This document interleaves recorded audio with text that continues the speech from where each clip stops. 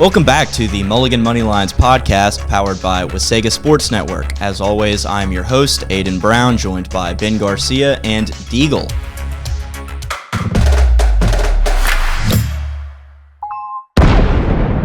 With bowl games starting, there have not been a ton. However, if you have not checked out the highlights from South Carolina State and Prairie View A&M, you are missing out. Prairie View's quarterback putting up over 450 yards of total offense and 5 touchdowns, losing by 2 points in the fourth overtime.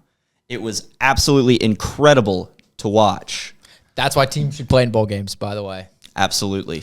You heard it here first. First things first, we are going to compare the stats of 2 Heisman Trophy winners in the last 20 years. You're going to tell me the name of the Heisman Trophy winner when I give you the year, and then I'm going to give you the stats, and you're going to have to guess which quarterback or winner those correspond to. Okay, so first, the year 2022. Okay. 22 is that Caleb Williams or is that Jaden Daniels? It's Caleb Williams. Yeah. Correct. It is Caleb Williams. Correct. All right, and the next is the year 2008. It's Tim Tebow. Is it not? 2008. Final answer. Jeez, I'm 3 years old at this point. Gotta go back into the ball knowledge. I can't think of it. That's not RG3's year. No, he was like 2010. Yep. 2010. It's got to be Tim Tebow. But incorrect. Tim Tebow is incorrect. It is Sam Bradford, Oklahoma quarterback. Okay. Of course it's Oklahoma. That's why I don't know it. These 2 quarterback stats, and you guys are going to tell me which stats go with which quarterback. Okay, first, we have 4,537 passing yards, 42 touchdowns, and 5 interceptions. Okay? And then the next stat line is 4,720 yards, 50 touchdowns, and 8 interceptions. So it's 4,500 yards versus 4,700 yards, 42 touchdowns versus 50 touchdowns, 5 interceptions versus 8 interceptions. Okay. So what I'm thinking is more interceptions, more touchdowns, more yards sounds like a 2000s guy. No, it was more yards for the other guy with less touchdowns and more interceptions. Either way, from what I know of Sam Bradford, he was a gunslinger. More yards and touchdowns on one, and it's less interceptions on the other. I'm thinking Sam Bradford is guy number 2. Older style of play. I don't remember Caleb Williams scoring 50 touchdowns. I remember Jaden Daniels scoring 50 touchdowns, but I think Sam Bradford might have pulled this off because I think Caleb Williams did have about 4,700 yards. It seems about right because 4,500 seems like a more realistic number for back then, and that was a high amount of yards passing, and it still is, but it was way more so back in the day. I think Sam Bradford had the 4,500 yards, 50 touchdowns. What'd you say, 5 interceptions? Yeah. So you two differ on this. Aidan would be correct and would be the winner of this game. Yep, that was Sam Bradford that had 50 touchdowns. That's kind of crazy for 2007. That's 2008. Right. That's 2008. That's a lot of yards and touchdowns. I may have only been 3, but I still know ball. Don't you even worry about it. At this point, we're going to hear some words from our sponsor. It starts with a single card and turns into a passion. At Henny Sports Cards, we bring that passion to life. From the slam of basketball, the crack of the bat, the drive downfield, the beautiful game, to the rush on the ice. Get your Hennessy Sports Cards today by visiting the link below.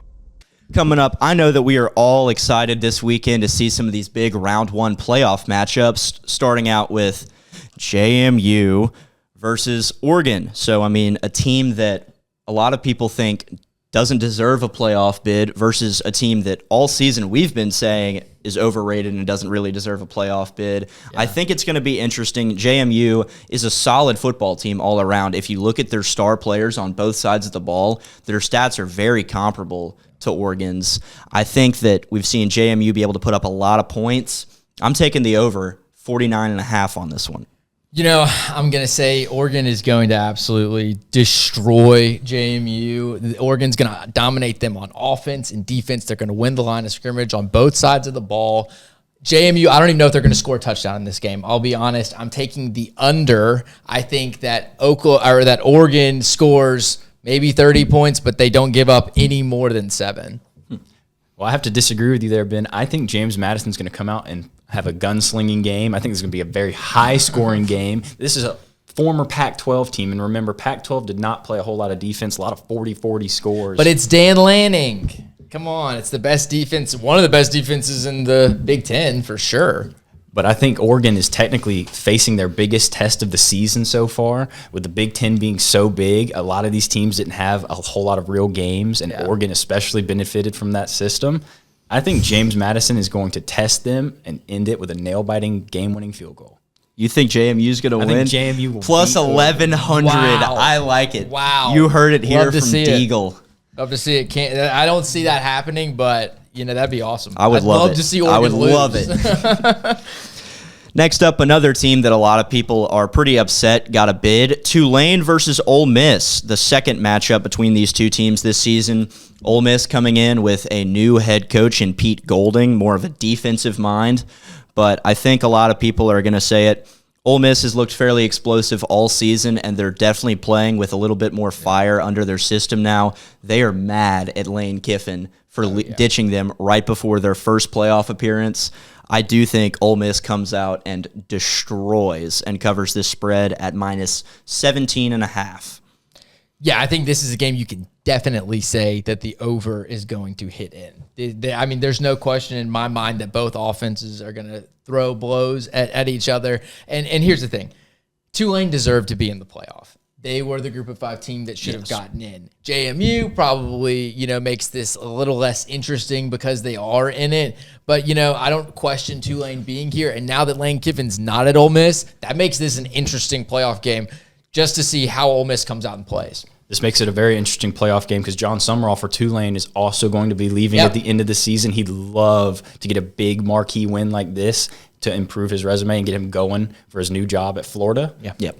But Ole Miss, I think they're going to take a step back on offense and just play fundamental football, and they're just going to wear down Tulane. I do think in most cases that a rematch always goes to the loser of the first game, but I only think that really happens in the Power Four. Yeah, exactly. When the offensive line and defensive line are so much bigger at Ole Miss because Ole Miss built a team under Lane Kiffin that could compete with Georgia and Alabama in the SEC, and that means big linemen. Yeah. Next up, one of the two biggest games of the weekend, Miami versus A&M. I really do think that this game could go either way, but Carson Beck, we've seen him not be very effective in the postseason whatsoever. Kyle Field is one of the toughest stadiums you can play in the country, especially given that it's for a playoff win. I think A&M gets the job done, comes out. I mean, I was about to say, there is no way that Carson Beck is able to shine with the lights this bright. If there is any under on a Carson Beck prop, take it because that is going to hit. Carson Beck is going to throw interceptions. The Miami offense is going to look discombobulated, and their defense is going to be non-existent. A&M is going to steamroll Miami. Minus 3.5. I mean, you could do anything. You could buy as many points up as you want. I agree. I'm a little more hesitant on Texas A&M. They had a weaker SEC schedule, so we didn't get to see some of their full potential, and some of their wins, especially earlier in the season, were a little shaky and low scoring. I think Miami's defense will be able to, at least in the first half, keep up with Texas A&M. I think this is an entertaining game, and I think whoever holds this ball last is going to win, but I think it's going to be a defensive showing and a rather low-scoring game. I do still think Texas A&M at minus 3.5 is the play. I think that there's a stronger argument for JMU to be in the playoff than Miami. 100%. It could be argued either way. I think that the turnover battle is going to be important on this one. We all think of Carson Beck and we think of turnovers. If you look back at that A&M versus Texas game, Marcel Reed throwing 2 bad, really, really bad interceptions against Texas when they still had a chance of coming back and winning that game, giving them a bye. I do still think A&M is going to win, but I think it's going to be kind of an ugly game for both teams here. Yeah.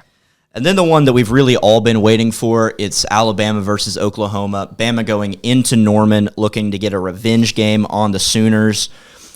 And I think the big thing that people aren't thinking of, Oklahoma won that game because they won the turnover battle. Yep. They forced pressure on Ty Simpson. They forced fumbles. They got picks, and they put points up for it. I think that is not super repeatable. Don't get me wrong. Brent Venables, great coach, defensive mind.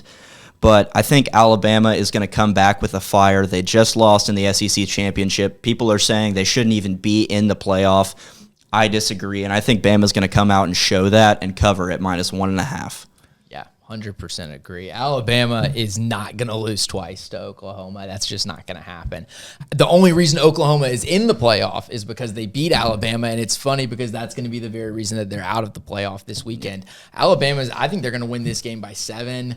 You know, that crowd's going to be intense in Norman, but I think Ty Simpson rises to the occasion. What you said is true. If Oklahoma is able to pressure Ty Simpson, he will not have a good football game. He's shown that. Yeah. But if his line and his pass pro, they stick up for him, then it is going to be an Alabama gun show. Yeah. You've also got to think there's going to be a lot of pressure on Caleb DeBoer this game. I mean, if it's another year with lacking playoff success, Alabama is not going to be happy, and they could very possibly start looking for other options. Well, yeah, I mean, this game, back-to-back big game losses is at Alabama is just not an acceptable, circumstance to be in. No, the culture of their program will not allow that. I do believe that Alabama's going to get the win over Oklahoma. The rule of 2, we've been talking about it throughout the whole show today. Alabama lost at home to Oklahoma. Now Alabama's going to go to their house and probably give them a taste of their own medicine and do what happened to them last time. Absolutely. 100% agree. As always, thank you so much for listening to the Mulligan Moneylines podcast powered by Wasaga Sports Network. We'll see y'all next time, and don't forget to like and subscribe.